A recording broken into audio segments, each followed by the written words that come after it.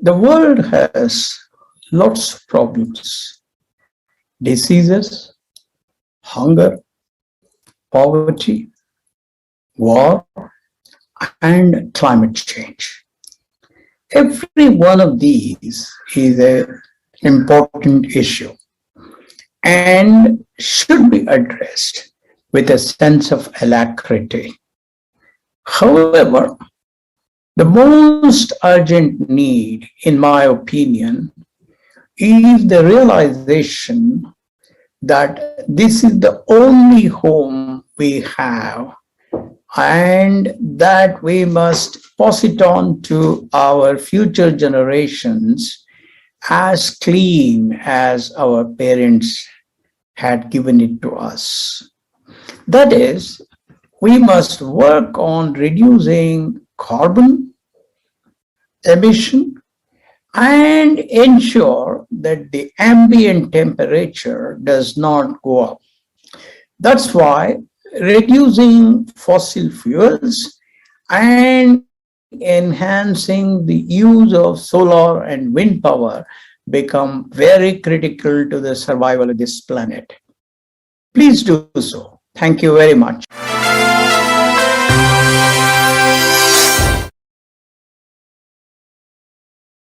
Greetings to the Pune International Literary Festival. Mira Nair, sitting in New York City, about to board a plane to India in about 45 minutes flat. So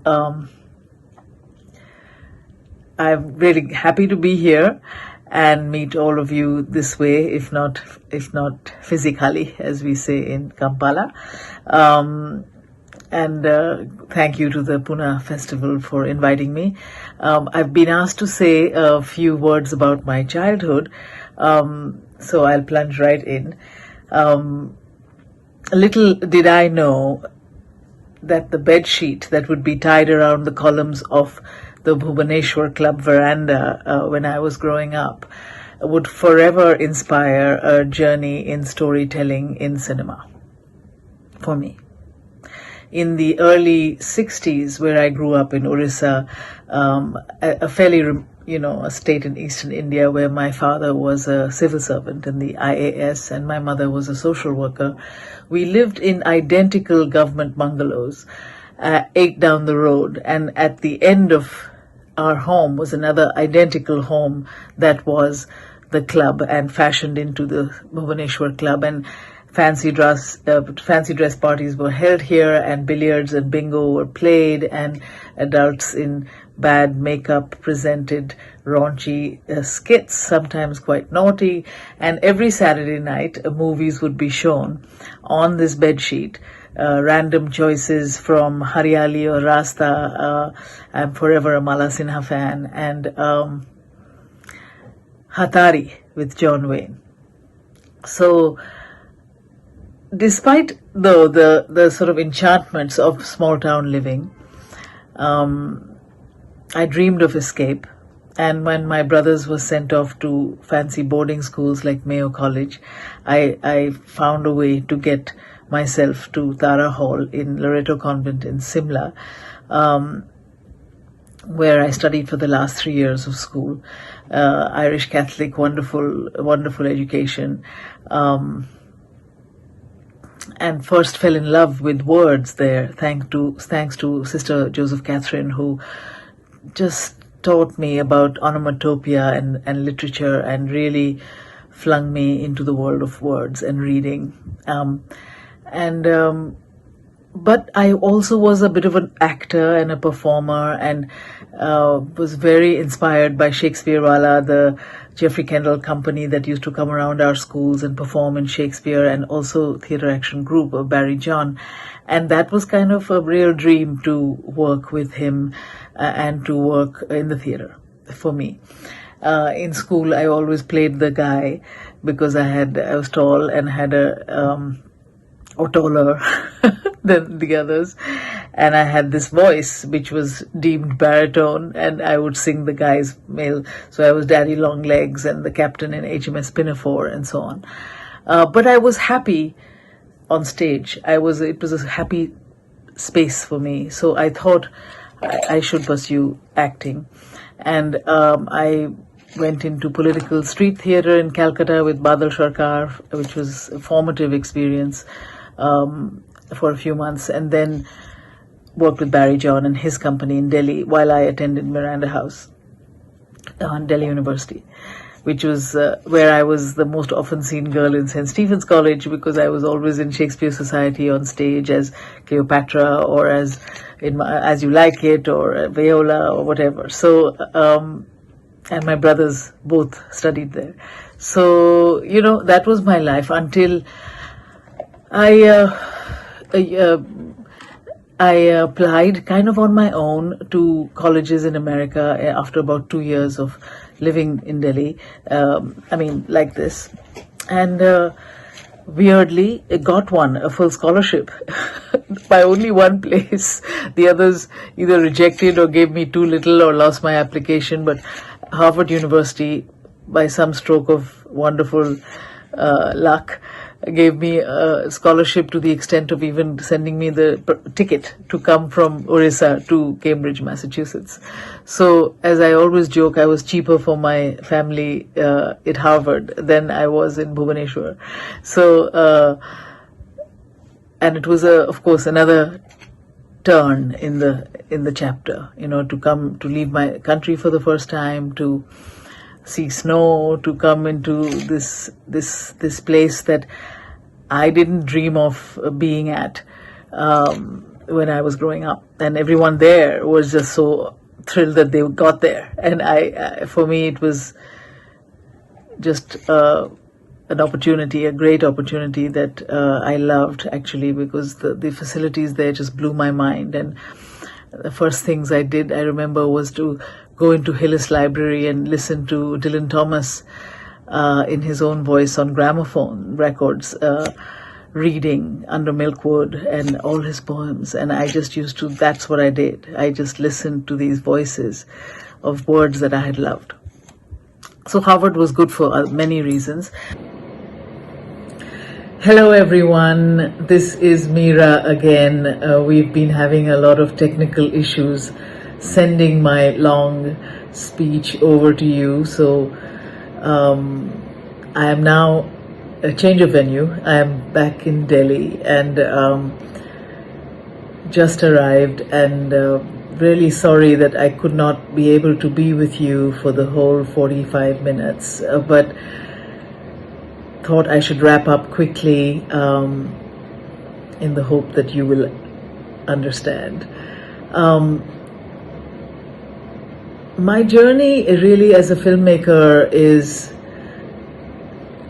full of ups and downs, except that I always have followed my own instinct and have preserved to keep it together, because I believe that instinct is what makes us distinctive, and the world, the mainstream, the market, the whole 9 yards is all about making one like anyone else, and I have resisted that.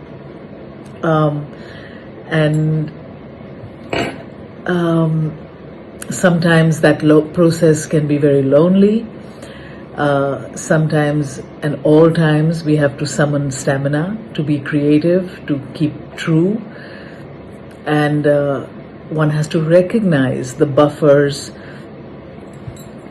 of in one's life, of family, of literature, of even, for me, poetry or art, to keep us moving in the direction of creative expression that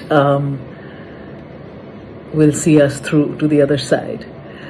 I'm grateful for your audience, and I hope that we can do this again in a more relaxed way, without travel and the pressures of the pandemic. Thank you so much. Bye.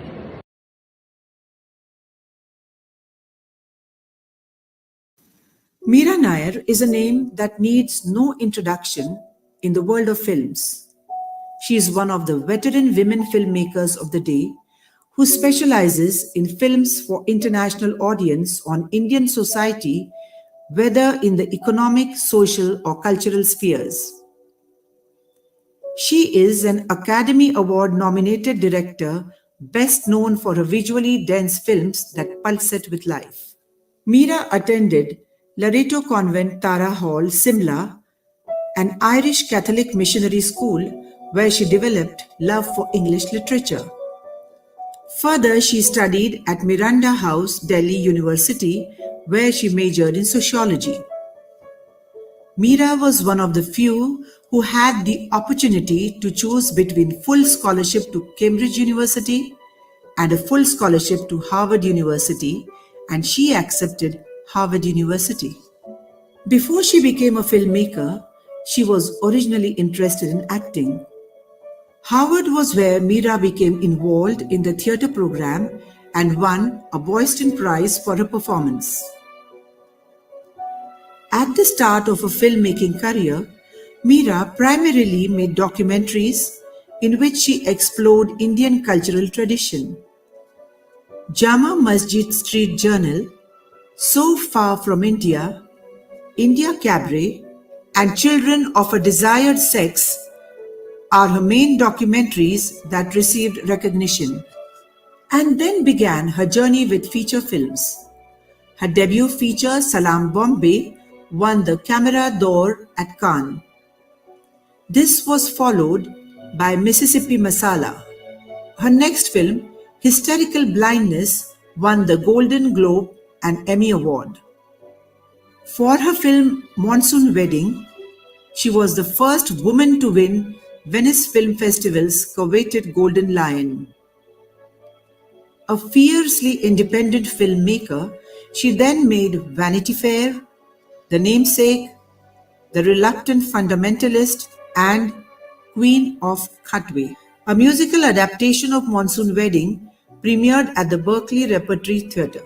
Her recent limited series for BBC Netflix is an adaptation of Vikram Seth's epic tale, A Suitable Boy, a sprawling tale of identity and love in a newly independent India.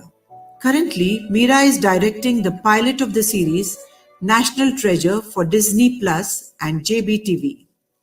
An activist by nature, Nair founded Salam Balak Trust for Street Children in 1989, and in the year 2004, she founded the Maisha Film Lab in East Africa to train filmmakers on the continent.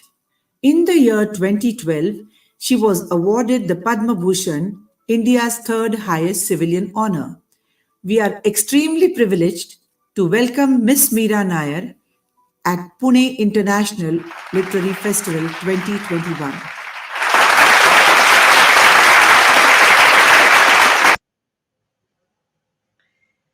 Hello, everyone. We just heard Mira Nair's recorded message and we saw a short film on her. And I really, really hope that next year or sometime soon we can indeed invite her back for a long talk. I want to take this opportunity to to thank everyone associated with PILF, and I feel that so much thought and so much hard work has gone into bringing this festival to you that I really hope that you enjoyed it. I want to thank all the PILF lovers, the viewers, readers, audience, writers, sponsors, everyone, media, everyone associated with this. A really heartful thank you. And I just hope that all you readers out there keep reading books, keep buying books, please keep encouraging writers. And until then, goodbye. Be compassionate, be kind. Merry Christmas and Happy New Year. Thank you.